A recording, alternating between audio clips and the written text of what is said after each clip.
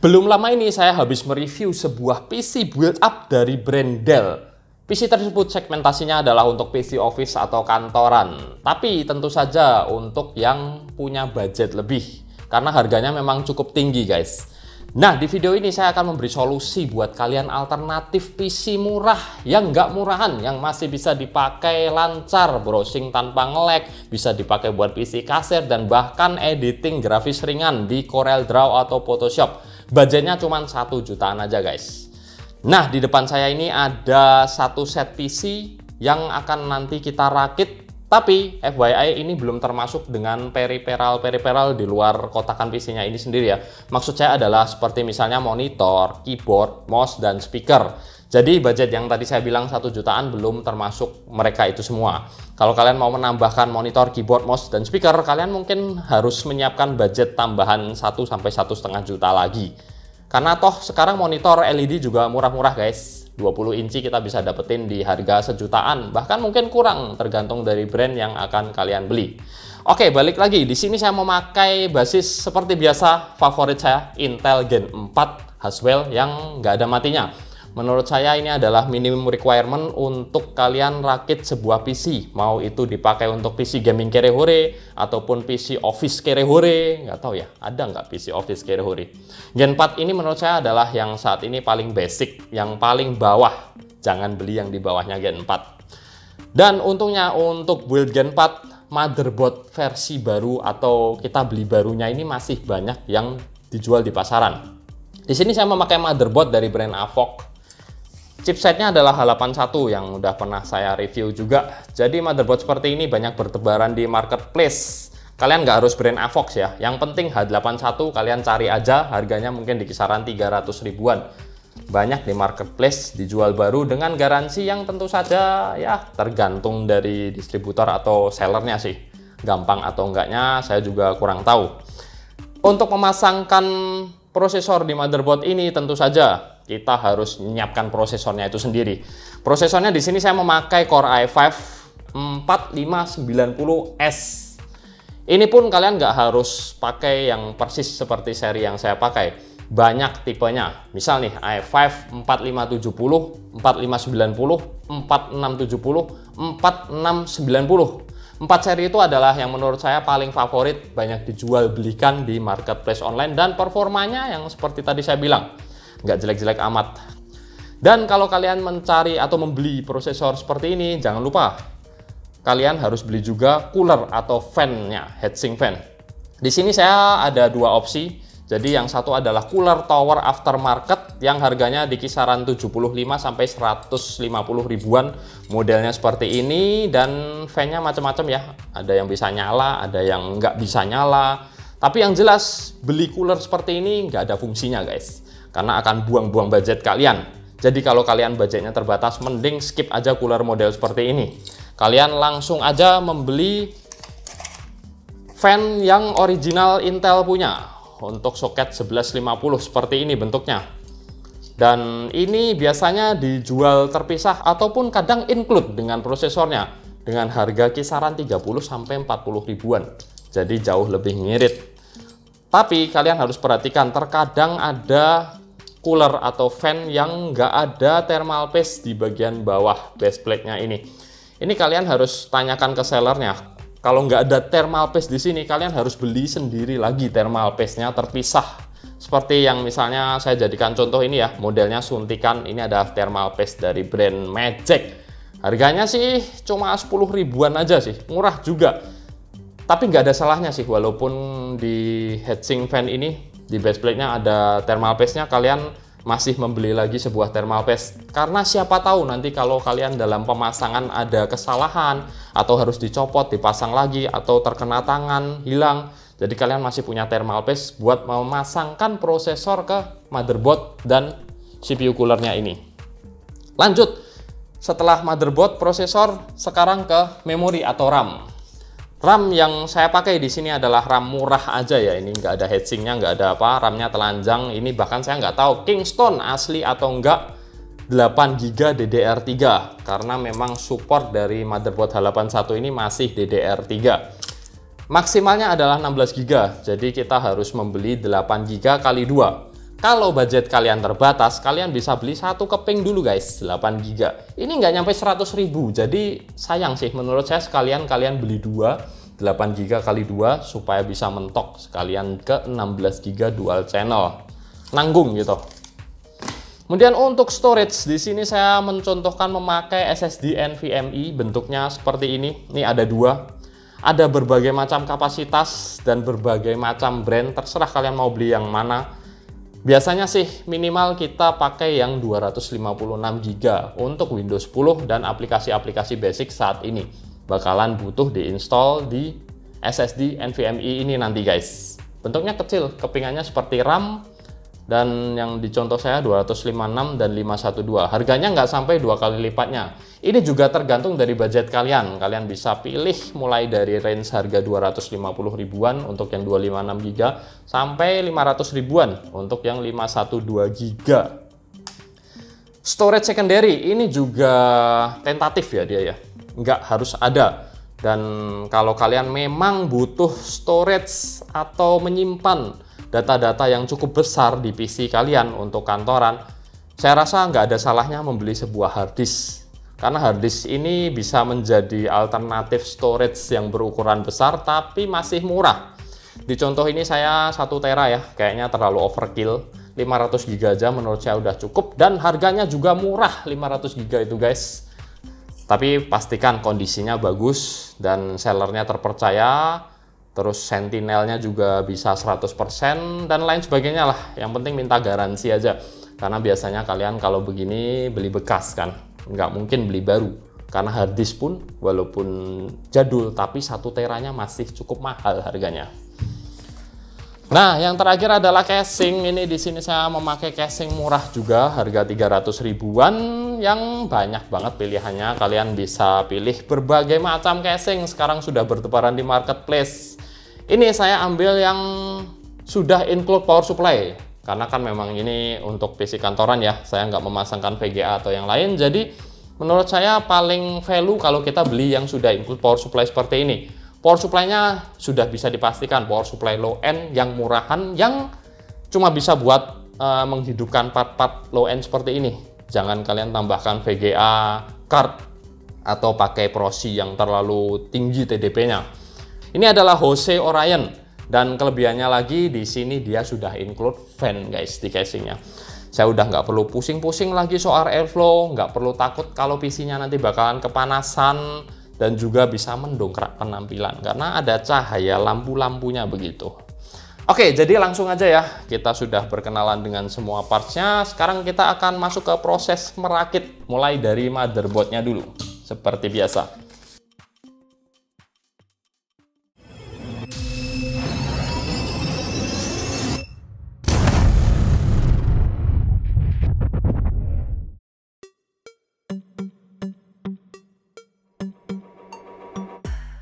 Oke, di paket pembelian motherboard ini biasanya kita mendapatkan sebuah IO shield atau backplate dan seutas kabel SATA yang nanti bakalan kita pakai juga. Pertama-tama kita langsung menginstal prosesor dulu ya ke motherboardnya.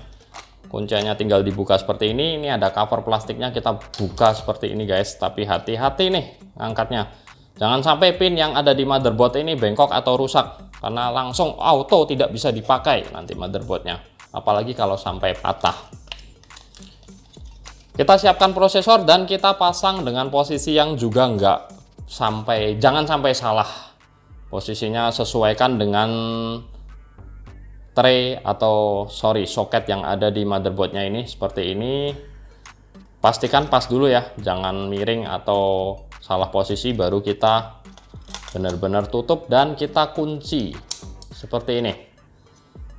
Setelah itu kita akan pasang RAM dan ini cara pasangnya juga sangat-sangat mudah. Sebentar.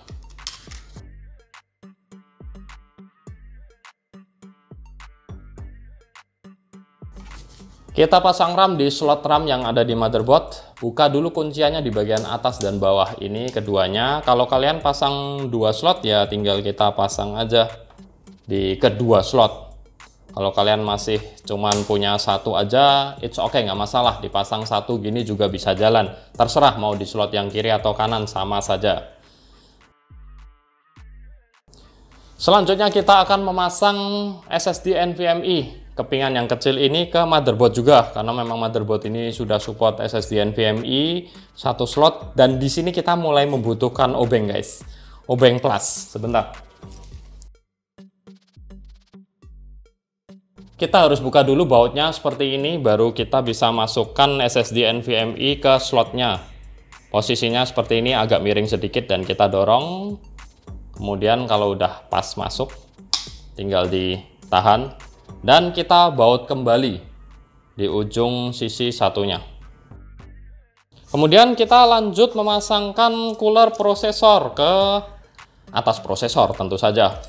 Jadi untuk cooler standar Intel ini ada 4 di ujung yang harus kita cocokkan dengan lubang yang ada di motherboard guys. Ini kalian harus benar-benar perhatikan ya, semua harus masuk ke 4 lubang dengan pas. Kalau enggak nanti bisa patah kakinya. Kalian harus cek di bagian belakang motherboardnya, semua pastikan udah masuk, baru kita puter. Jadi ini ada tanda panahnya, yang untuk posisi open dia tanda panahnya akan mengarah ke dalam, ke fan-nya ini semua. Nanti untuk lock atau mengunci kalian harus putar ke arah luar seperti ini. Tanda panahnya harus mengarah keluar seperti ini. Ini posisi lock. Kalau seperti ini posisi terbuka. Di sini saya nggak akan memasang cooler standar Intel. Jadi kita pakai cooler yang model tower seperti ini supaya bisa mendongkrak penampilan. Tapi seperti yang tadi saya bilang ya, ini hanya untuk penampilan saja, tidak ada fungsinya. Kita apply thermal paste dulu di prosesor. Ini pun terserah kalian mau ratakan di prosesor, mau kalian kasih 1 titik di sini, ditambah 4 titik mungkin di ujung-ujung, di sudut. Yang penting ada thermal paste-nya guys. Nggak masalah, karena ini bukan prosesor yang high-end, yang TDP-nya tinggi. Jadi yang penting ada thermal paste aja udah cukup. Bracket set untuk memasang cooler model tower ini biasanya seperti ini ya. Dan saya kayaknya, aduh jatuh. Nggak perlu menjelaskan lagi karena udah sering dibuatkan videonya oleh Mbak Lia, jadi kita percepat aja yang kali ini.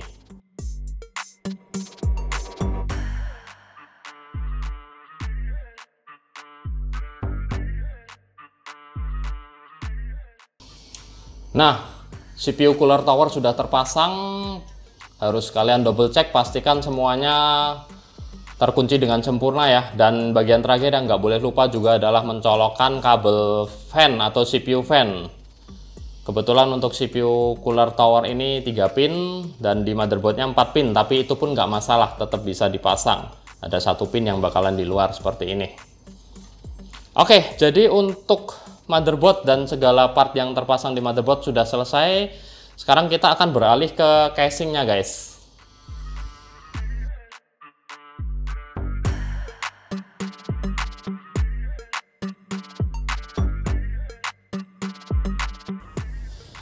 Nah, casing Hose Orion ini ukurannya sangat compact ya guys. Dan yang saya suka adalah bagian sampingnya ini, side covernya sudah akrilik.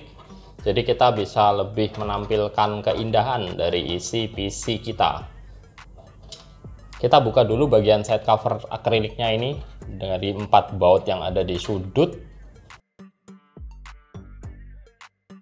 Kemudian di dalam casing tentu saja sudah tersedia kabel-kabel power supply, kabel front panel, dan juga kabel power ini guys, untuk mencolokkan PC ini ke stop kontak nantinya.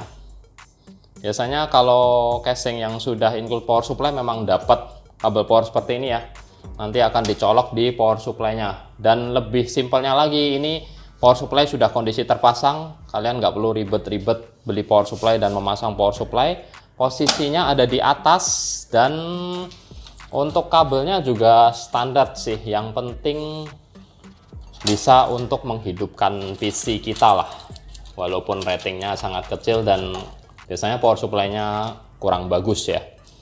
Di sini kita mendapatkan kabel-kabel 24 pin, 8 pin CPU EPS, kemudian untuk SATA, untuk hard disk, dan juga untuk Molex. Ini ada power Molex yang bisa dicolokin ke fan. Di bagian depan ini udah include 2 fan RBG yang bisa nyala, jadi dia ada bling-blingnya begitu guys, plus ada filter. Casing ini menurut saya lumayan oke sih, jadi kita nggak perlu lagi bingung soal airflow atau udara hawa panas yang ada di dalam casing akan ditiup dari depan dan disedot oleh power supply ini sendiri, satu-satunya fan yang menyedot dari bagian dalam casing keluar, karena kita harus menambahkan 1 fan lagi ya di bagian belakang kalau memang mau exhaustnya lancar. Tapi saya rasa nggak perlu karena di sini kita nggak pakai VGA, jadi nggak bakalan terlalu panas bagian dalam casing ini nanti.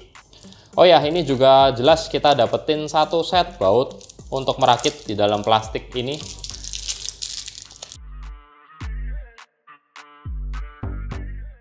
Nah, selanjutnya kita akan memasang IO shield atau backplate bawaan motherboard ini ke casing.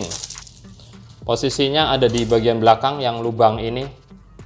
Dan untuk LAN biasanya dia masih posisi ketutup ya guys, jadi kita harus pencet dulu arah keluar begini. Nah, seperti ini, supaya nanti port LAN-nya bisa masuk. Kalau enggak bakalan kebuntu, tertutup.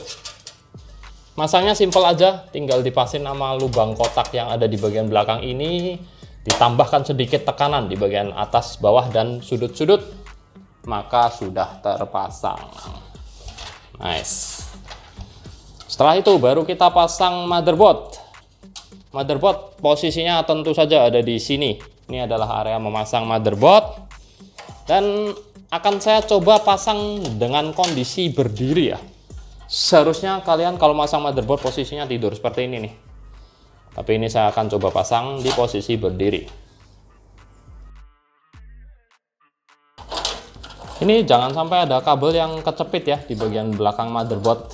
Nanti kabelnya bisa luka atau bisa bikin korsleting. Nah, ini kita harus pasin dengan lubang-lubang yang ada di IO shield yang bagian belakang ini tadi guys. Kalian harus pas semua ya, port-portnya pastiin udah keluar di lubang masing-masing dari motherboard. Terus baru kita cek nih apakah lubang bautnya sudah sesuai dengan yang ada di motherboard, antara motherboard dengan casing. Oke, saya kira sih sudah ya.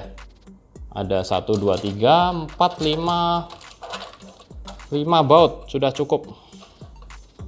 Sekarang kita tinggal baut motherboard yang satu ini guys. Kalau kalian kurang paham baut mana yang harus dipakai untuk memasang motherboard, adalah baut yang kecil dengan ada macam ring spacernya begini ya. Ini untuk motherboard.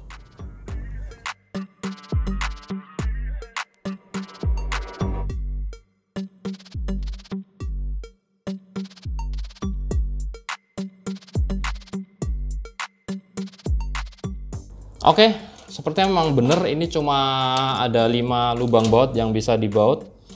Karena yang satu ini tadi saya coba di bagian belakangnya nggak ada ininya, nggak bisa dibaut. Tapi it's okay, sudah kuat. Dan sekarang kita lanjut ke colok-colokin kabel dari power supply ke motherboard guys. Untuk dari power supply ke motherboard ini kalian harus pisah dulu ya, begini. Ini cuman ada 2 yang harus dicolok, yakni 24 pin plus 8 pin CPU EPS. Biasanya ada tulisannya, nah seperti ini nih, ada tulisan CPU begini. CPU EPS dulu ya, yang kecil. Ini kita pasangnya di bagian atas, biasanya di sudut sebelah kiri sini guys. Ini, nah ini kita colok aja. Kebetulan motherboard ini cuman butuh 4, tapi nggak masalah. Ini posisi begini pun masih bisa dicolok. Yang penting posisi cantolannya udah bener ya, jangan sampai kebalik. Kalau kebalik sih nggak mungkin bisa masuk. Jadi ini untuk di motherboard saya posisi cantolannya harus ada di belakang. Oh, karena nabrak ini guys ada kapasitor, jadi dia nggak bisa kecolok ya. Kita harus tetap pisah seperti ini, jadi 4 plus 4. Yang dicolok yang 4 aja. Yang bikin ini agak sulit dipasang adalah karena saya memakai CPU cooler model tower. Kalau kalian pakai CPU cooler yang standar Intel, lebih mudah, nggak ngalangin begini. Untuk 24 pin ini kita tinggal colok di bagian yang di depan ini, udah kelihatan banget. Ada di sisi kanan atas motherboard sebelah RAM. Dan sisanya adalah untuk harddisk. Kalau kalian pakai harddisk, ini ada power SATA ya. Jadi seperti tadi yang saya bilang nih, kalau kalian pakai harddisk, tinggal kita colokkan kabel power SATA ini ke harddisk dan juga kabel SATA bawaan dari motherboard ini guys. Ini saya contohkan aja karena di sini saya nggak pakai harddisk, jadi cuman pakai SSD NVMe itu saja. SATA ini satu dicolokkan ke harddisk bareng power SATA, kemudian satu lagi dicolokkan ke motherboard di port SATA. Kebetulan motherboard saya ini cuma punya 3, ini kalian bisa lihat. Dicolokin ke yang angkanya paling kecil ya, ada tulisannya nih SATA 1, SATA 2, SATA 3. Karena biasanya yang paling kecil ini yang paling kenceng. Istilahnya kalau zaman dulu ada master, ada slave. Ini yang masternya. Oke, seperti ini aja, nanti harddisk bakalan sudah kedetek. Tinggal kita pasangin ke casing. Kita lanjut ke bagian yang paling menantang dalam merakit sebuah PC ya. Ini memasang kabel-kabel front panel dari casing. Jadi kabel front panel ini sejatinya adalah kabel dari casing yang harus dicolokkan ke motherboard supaya panel yang ada di bagian depan casing bisa berfungsi dengan sempurna. Paling gampang adalah front USB 3 ini guys. Warnanya biru dan colokannya besar dan nggak mungkin kebalik karena sudah ada tonjolannya untuk memasang. Posisinya seperti ini. Kemudian yang paling gampang nomor 2, ini adalah kabel untuk front audio dan front USB 2. Seperti ini, ada tulisannya ya, satu USB, satu audio. Audio ini biasanya di bagian belakang dan kalian tinggal cocokkan dengan lubang yang ada antara konektor dengan motherboard. Begini. Nggak selalu di sini ya posisinya, tiap motherboard bisa beda-beda. Kemudian ini juga ada yang front USB 2 sama, ada satu bagian yang nggak ada lubang, kita cocokkan saja.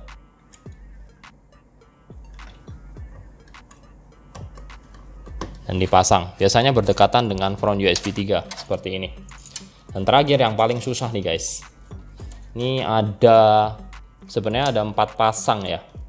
Ya, yang bisa kalian pecah-pecah seperti ini juga kabelnya, nggak masalah, supaya lebih gampang ya pemasangannya. Kita pecah-pecah dulu dan kita baca di sini ada tulisannya nih, ada power switch, reset switch, kemudian power LED dan hard disk LED.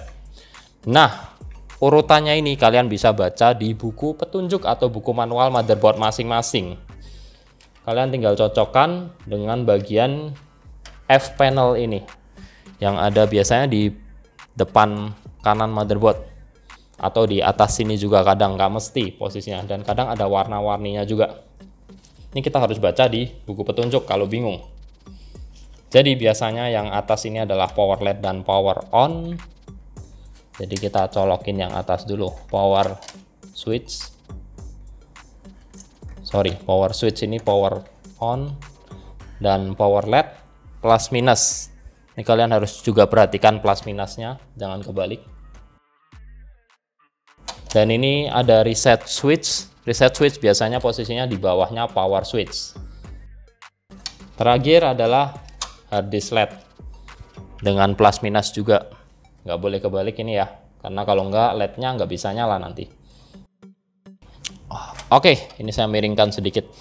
Udah selesai untuk front panelnya seperti ini. Udah terpasang semua di bagian bawah motherboard.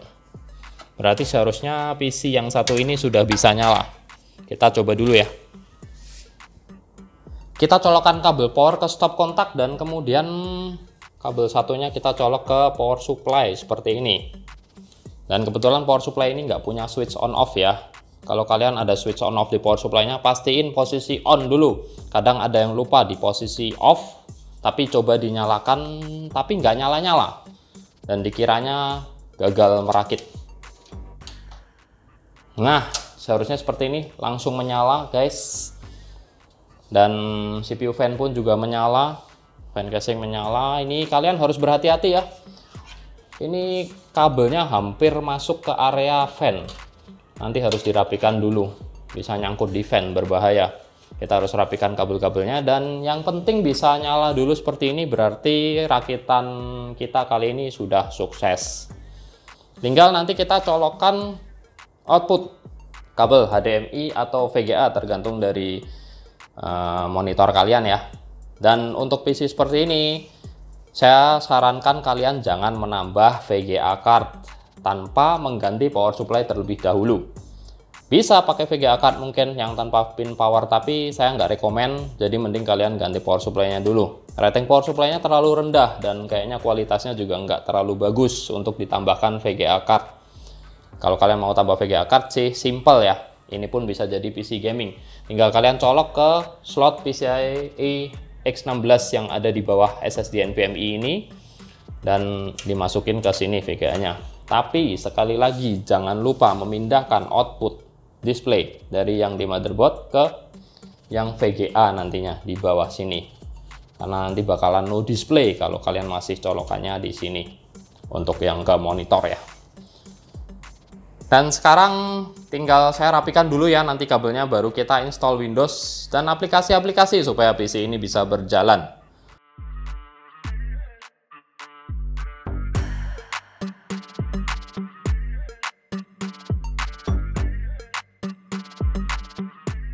Untuk list part dan dana yang harus kalian keluarkan untuk merakit PC semacam ini bisa kalian lihat di layar ya, nanti saya tampilkan.